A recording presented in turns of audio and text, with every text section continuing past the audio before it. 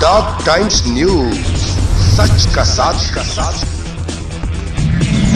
जहां खबरों का सिलसिला चलता ही रहेगा।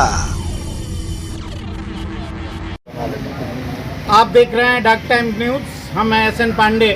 इस समय हम महाराजगंज जनपद के सिसवा विधानसभा के नगर पंचायत निचलौल में एक चाय की दुकान पे हैं।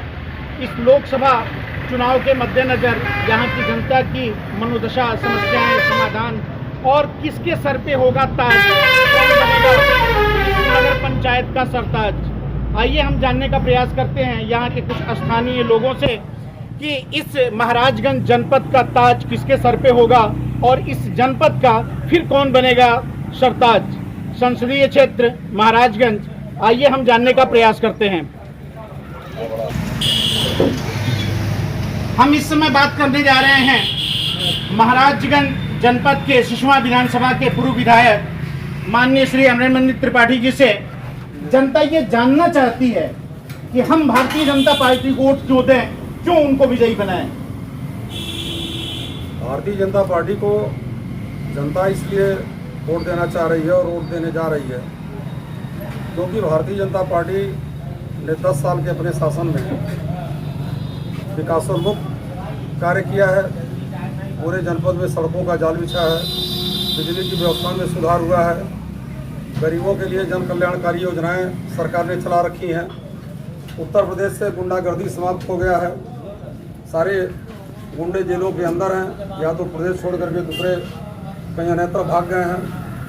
और इस मोदी की सरकार ने आम जनता से जुड़ी हुई आवश्यकताओं को पूरा करने का काम किया, चाहे वो आवास हो, शौचालय हो, चाहे बिजली हो, चाहे गैस सिलेंडर हो या मुफ्त में अनाज हो, आयुष्मान कार्ड हो, दवा इलाज, सबकी व्यवस्था हमारी सरकार ने किया है। धन्यवाद। जैसा कि आप देख रहे हैं कि भारतीय जनता पार्टी के जो सहयोगी हैं, सपोर्टर हैं, उन्होंने अपने विचार को रखा। मैं जानना चाहूंगा गठबंधन, जो महागठबंधन की पार्टी है, उनके समर्थक माननीय रोशन जी से। जनता आपसे जानना चाहती है कि हम आपको अपना मत क्यों दें, क्यों हम इस महाराजगंज के जो ताज हैं, जो सरताज बनाना है, हम आपकी पार्टी को बनाएं। इस संसदीय क्षेत्र से 2 चौधरी, माननीय पंकज चौधरी जी और माननीय वीरेंद्र चौधरी। अपने भारतीय जनता पार्टी के मंतव्यों को सुनने के बाद आपको जनता क्यों यह मौका दें। भारतीय जनता पार्टी के द्वारा जो भी उपलब्धियां बताई जा रही हैं, उन उपलब्धियों को पीछे का जब कारण आप देखेंगे तो बहुत सारी चीज़ें आपको सुनने नजर आएंगी। जैसे जो दावे होते हैं, जो आंकड़े होते हैं और जो वास्तविकता होती है, जो जब उसमें अंतर नजर आता है। और 10 वर्ष की सरकार में जब केंद्र में भी सरकार थी और 7 साल प्रदेश में भी सरकार हो गई, उस समय जब आपके पास ये बहाना नहीं था कि हम विकास कर रहे थे, हमारे द्वारा विकास करने में ये चीज़ें बाधक आ रही है, उसके बावजूद आपके पास ऐसे दावे और आंकड़े हैं जो जनता स्वीकार करने में हिचक रही है। इसके पीछे का मैं कारण बताऊँ, वही माननीय विधायक जी जो हमारे अभिभावक हैं, उन्होंने अभी बताया कि बिजली की व्यवस्था सुधरी। एक छोटा सा प्रश्न मैं आपसे पूछ रहा हूँ, जो भी पढ़े लिखे लोग हैं वो बेहतर तरीके से जानते होंगे कि विद्युत उत्पादन के मामले में उत्तर प्रदेश आत्मनिर्भर हुआ, ये समाजवादी पार्टी की सरकार की देन थी। भारतीय जनता पार्टी का उसमें क्या योगदान है, इस पर कोई बात नहीं होगी। जनपद में 4 तहसीलें हैं, प्रत्येक तहसीलों में 33 kV के जो है क्षमता वाला पावर स्टेशन बनाया गया। ये किसकी सरकार में बनी, इस पर कोई बहस नहीं होगी। बात आती है कि गरीबों के लिए जन कल्याणकारी योजनाओं के चलाने की और आयुष्मान कार्ड की। मैं आपसे पूछना चाहता हूं, आयुष्मान कार्ड जब बनाने जाइए उसमें एक राशन कार्ड में 6 लोगों के जो है परिवार के सदस्यों की संख्या होना आवश्यक है। और यही कारण है कि मात्र 12% लोगों का आयुष्मान कार्ड बन पाया है। उसका भी दूसरा आंकड़ा देखिए कि 1 लाख से ऊपर ऐसे आयुष्मान कार्ड पाए गए हैं जिसमें एक ही मोबाइल नंबर है, जिसका शुरू से लेकर आखिरी तक का नंबर केवल 9 है। और उसमें भी एक बहुत बड़े फर्जीवाड़े का, उसमें घोटाले का एक खुलासा हुआ है। वो भी माननीय उच्चतम न्यायालय के समक्ष उसकी रिपोर्ट दाखिल की गई है। दूसरा, गरीबों के लिए जो जन कल्याणकारी योजनाएं चलाने की बात आ रही है, तो जनता को अधिकार देने का काम कांग्रेस पार्टी ने किया था। जितने भी संशोधन और परिवर्तन आवश्यक जो जनता हित में थी, जीवन के अधिकार में खाद्य सुरक्षा अधिनियम लाने का काम किया तो कांग्रेस की सरकार ने किया।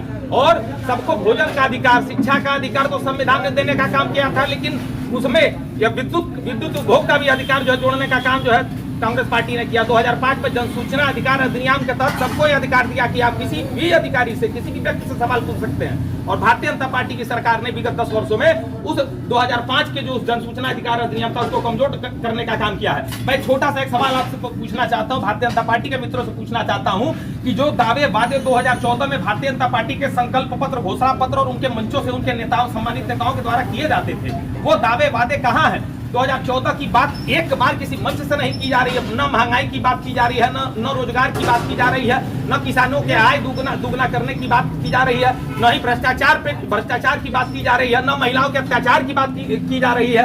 और कल ही एक जो है भारतीय जनता पार्टी के नेता हमसे डिबेट कर रहे थे, महिलाओं की बात कर रहे थे, महिलाओं के सम्मान की बात कर रहे थे। बहुत ज्यादा दूर जाने की जरूरत नहीं है।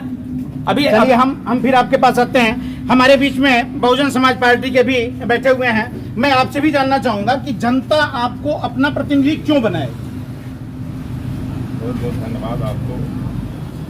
ये आपने माननीय बहन जी का जो शासन काल रहा है 4 बार आपने देखा, उसमें फर्स्ट प्रियॉरिटी बहन जी का जो है लाइन ऑर्डर का मामला था और इसमें मजदूर, किसान सबके हित की बात भी रखी गई। सबसे ज़्यादा किसानों का जो गन्ने मूल्य का मामला रहा, गन्ना मूल्य का भुगतान से लेकर के और मूल्य बढ़ाने तक का लेकर के बीएसपी गवर्नमेंट में ये बहन जी की सरकार में ही गन्ना किसानों का मूल्य भुगतान पूर्ण रूप से हुआ और उनको उचित मूल्य भी मिला। चुना करने का जो बहन जी का काम सरकार में रहे तो गन्ना किसानों के हित का ज़्यादा ध्यान दिया हुआ है। छोटे तबके से लेकर मध्यम वर्गों को विशेष ध्यान बहन जी ने दिया था, बीएसपी सरकार ने दिया था। और लॉ एंड ऑर्डर के मामले में तो बीएसपी सरकार का कोई जवाब नहीं है, इसलिए हम चाहेंगे कि भाई सभी। चलिए बहुत बहुत धन्यवाद। मैं माननीय दुर्गा जी से जानना चाहूंगा कि जैसा अभी गठबंधन के समर्थक ने कहा है कि आयुष्मान कार्ड पे सरकार जहां एक तरफ कह रही है कि आयुष्मान कार्ड सबके बनने चाहिए, 2 बच्चे पैदा करेंगे तो सारी गवर्नमेंट की फैसिलिटी खत्म हो जाएंगी और यूनिट में 6 यूनिट कार्ड होगा, ये कैसे संभव? इस पे क्या आप उनकी बात का जवाब देना चाहते हैं? हमारे बड़े नेता हैं, वो क्या करते हैं वो खुद नहीं समझ पाते हैं। आभा कार्ड सबके लिए बन रहा है, आप जाइए तुरंत बनवाइए, आपका भी बन जाएगा।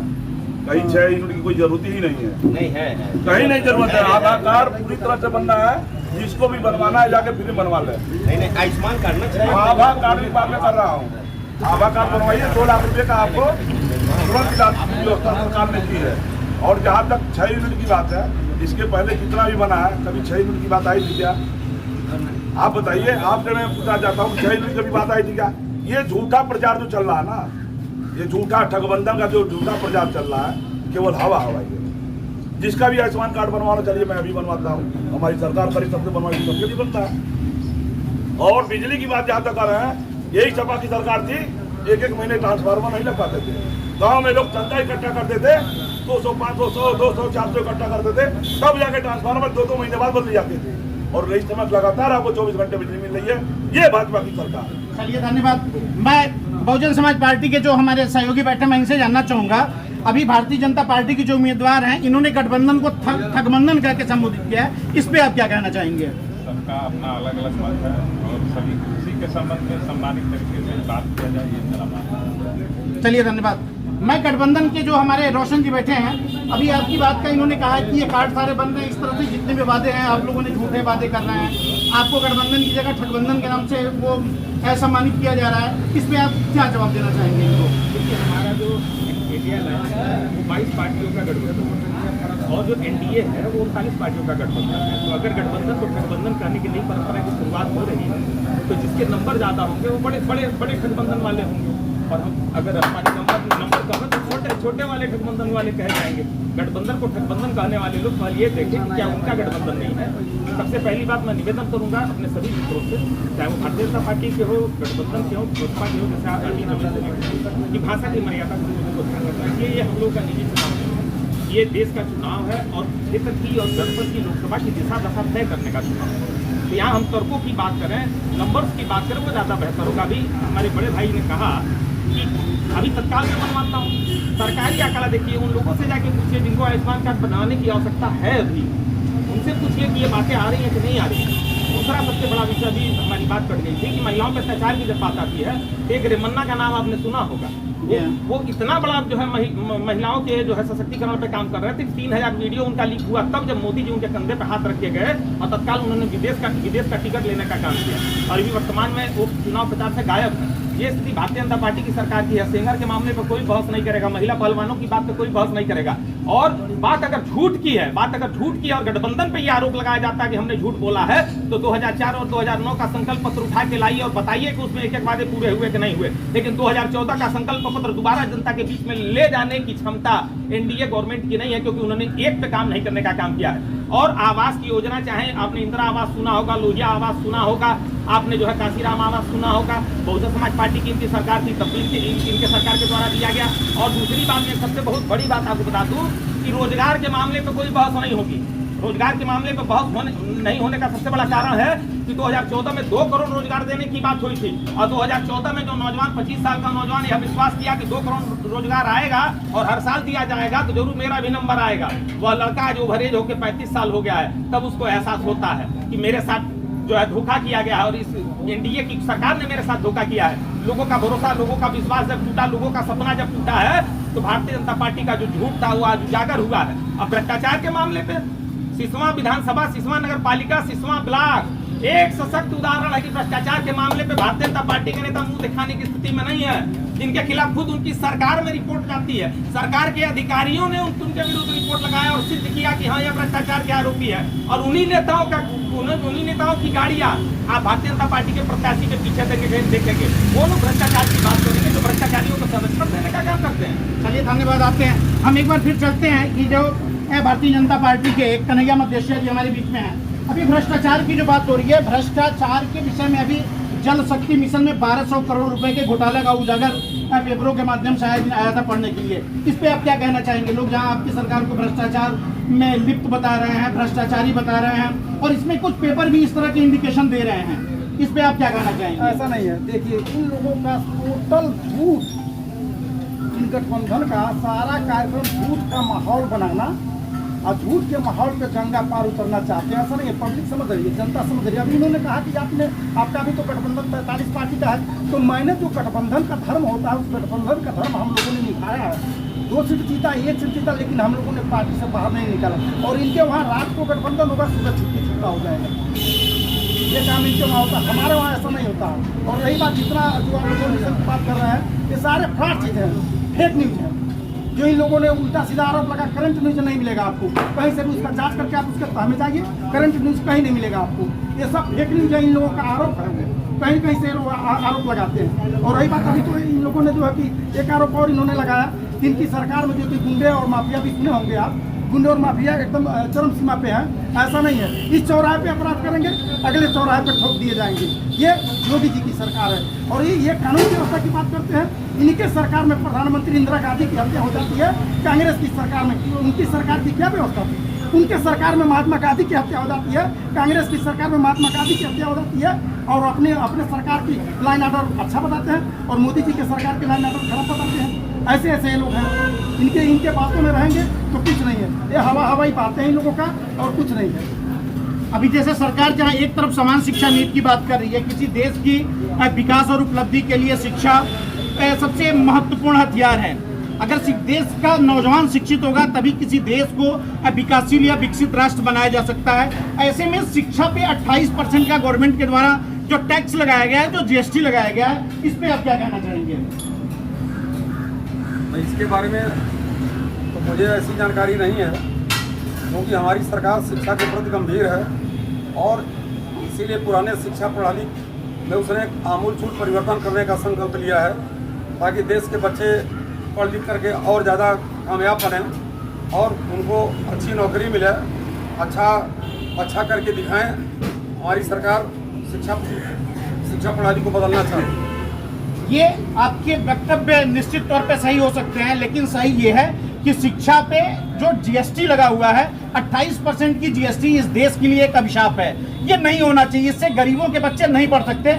इस पे गठबंधन के एक हमारे सहयोगी बैठे हैं, माननीय विनोद दुबे जी, विनोद यादव जी, मैं आपसे जानना चाहूँगा ये देश के लिए किस तरह के माहौल को व्यवस्थित बनाएगा जो शिक्षा पे टैक्स की व्यवस्था गवर्नमेंट ने लगाई है, इस पर आप क्या कहना चाहेंगे?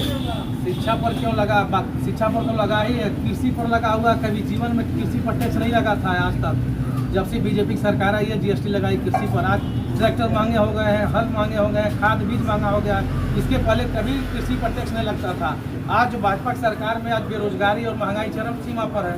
अभी योगी जी की सरकार में 7 साल हो गया सरकार के, जितने लड़कों को भर्ती करने के लिए वैकेंसी निकली, क्या एक भी भर्ती हुई? सारे पर्चे आउट क्यों हो जाते हैं? बेरोजगार आज घूम रहे हैं, पर्चा आउट हो जा रहा है, बेरोजगारों को नौकरी नहीं मिल रही, बेरोजगार परेशान है, किसान परेशान है, किसानों को उचित मूल्य नहीं मिल रहा है और महंगाई इतनी चरम सीमा पार कर गई है कि आज जो गरीब आदमी है वो कैसे शाम को खाना खाएगा, उसके लिए समस्या पैदा हो गया है। और जहाँ तक लॉ एंड ऑर्डर की बात है तो अभी सभी लोग बता रहे हैं, ये तो आप लोग अच्छी तरह जानते ही हैं। आप भ्रष्टाचार के मामले में चले जाए, किसी भी ऑफिस में चले जाए, जो पहले पैसा नहीं लगता था आज हर मामले में पैसा लग रहा है। कोई अधिकारी कर्मचारी सुनने वाला नहीं है, पुलिस बेलगाम हो गई है।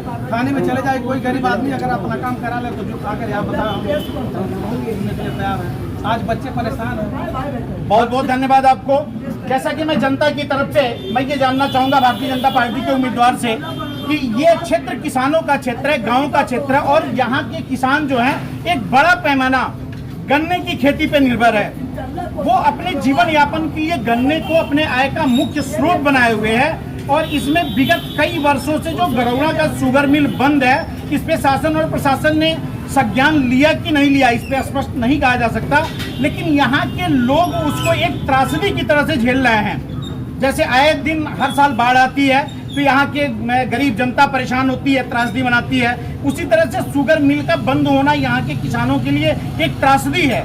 इस पे भारतीय जनता पार्टी की सरकार की क्या मंशा है, आगे की क्या प्लानिंग है और इस पे माननीय वित्त राज्य मंत्री जी जो इस समय संसदीय क्षेत्र के मतलब उम्मीदवार भी हैं, उनकी क्या मंशा है, इस पे हम जानने का प्रयास करेंगे माननीय दुर्गा जी से। किसानों की बात आप करें, किसानों की बात करिए, किसान आदमी बात करेगा, आप गन्ना लगाते हैं इसके बारे में। जहाँ तक चीनी मिल के बंद होने का सवाल है, गड़ौरा चीनी मिल मालिक के हड़बड़ाहट की वजह से इस चीनी मिल को बंद करना पड़ा, क्योंकि किसानों का इतना ज़्यादा पैसा बकाया हो गया था और किसानों की तरफ पैसे की तरफ भुगतान की तरफ उसका ध्यान बिल्कुल नहीं था। जब सरकार हमारी टाइट हुई तब जाकर के उसने बकाया गन्ना मूल्य देने का काम किया।